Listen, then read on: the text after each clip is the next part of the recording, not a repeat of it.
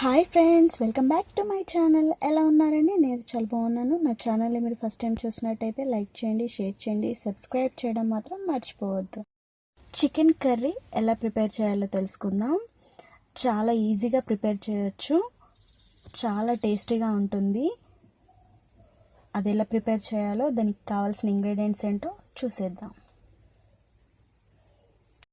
Chicken కర్రీకి కావాల్సింది chicken అండి. చికెన్ని వాటర్తో మంచిగా శుభ్రంగా కడుక్కోండి. నేను ఒక 1 kg చికెన్ తీసుకుంటున్నాను. ఇందులోకి ఒక 1 టేబుల్ స్పూన్ పసుపు వేసుకోండి.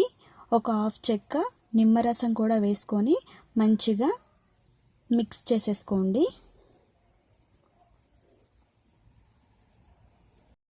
ఒక 1/2 tablespoon black pepper powder, మిరియాల పొడి, 2 tablespoon ginger garlic paste వేసుకోండి.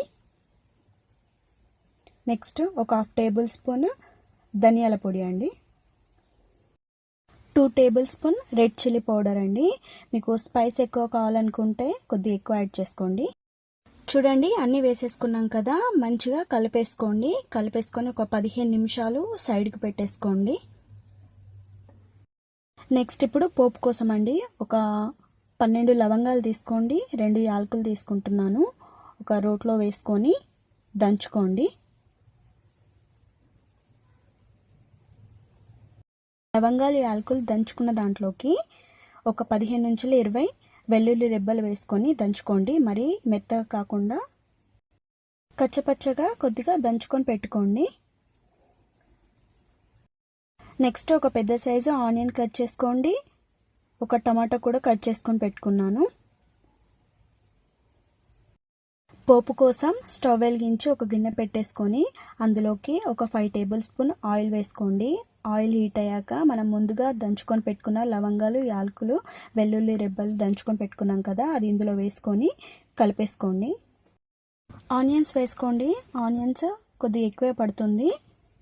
ఒక పెద్ద సైజు ఆనియన్ తీసుకోండి. నెక్స్ట్ ఒక 2 పచ్చిమిర్చి కూడా కట్ చేసుకొని వేసుకోండి. కొద్దిగా పుదీనా, కొత్తిమీర వేసుకుంటున్నాను. తగినంత సాల్ట్ వేసుకోండి. పోపు వేగిన తర్వాత ఇందులోకి మనం ముందుగా కట్ చేసుకొని పెట్టుకున్న టమాటో వేసేయండి. వేసేసి గడ్డతో తిప్పుకోండి. నెక్స్ట్ ఇందులోకి చికెన్ వేసుకోండి. నేను చికెన్లో కొద్దిగా కరివేపాకు అండ్ ఆనియన్స్ కూడా వేసుకున్నాను. ఇప్పుడు చికెన్ వేసేసేయండి. 5 మినిట్స్ ప్లేట్ పెట్టేసేయండి. ప్లేట్ పైన వాటర్ వేసుకున్నాను, ఎందుకంటే అడుగంటకుండా ఉండడం కోసము. ఇప్పుడు ఒకసారి గడ్డతో తిప్పేసుకోండి. చూడండి, చికెన్లోని ఆయిల్ మొత్తం పైకి వచ్చేసింది. ఇప్పుడు ఒక 5 నిమిషాలు ఆగిన తర్వాత ఇందులోకి ఒక 3 టేబుల్ స్పూన్ కొబ్బరి తురుము వేసుకోండి. గరిటెతో మంచిగా కలిపేసుకోండి. ఇందులోకి ఇంకొద్దిగా సాల్ట్ వేసుకుంటున్నాను, మీకు రుచికి తగినంత వేసుకోండి. ప్లేట్ పెట్టేసుకొని దాంట్లోకి కొద్దిగా వాటర్ వేసుకొని వాటర్ ఉన్న గ్లాస్ని పెట్టేసేయండి. ఒక 5 నిమిషాల తర్వాత ప్లేట్ ఓపెన్ చేయండి. ప్లేట్ పైన వాటర్ వేసాం కదా, ప్లేట్ పైన ఉన్న వాటర్ కర్రీలోకి వడిచిపోతుంది, దానివల్ల అడుగంటకుండా ఉంటుంది. ఇప్పుడు మీకు కావాల్సినంత వాటర్ని వేసుకొని గరిటెతో తిప్పుకొని ప్లేట్ పెట్టేసి కుక్ అవ్వనివ్వండి. ఒక 10 నిమిషాల తర్వాత ప్లేట్ తీసేయండి. మనకి కుక్ అవుతుంది చికెన్. మళ్ళీ ఒకసారి గడితో తిప్పుకోండి అడుగంటకుండా.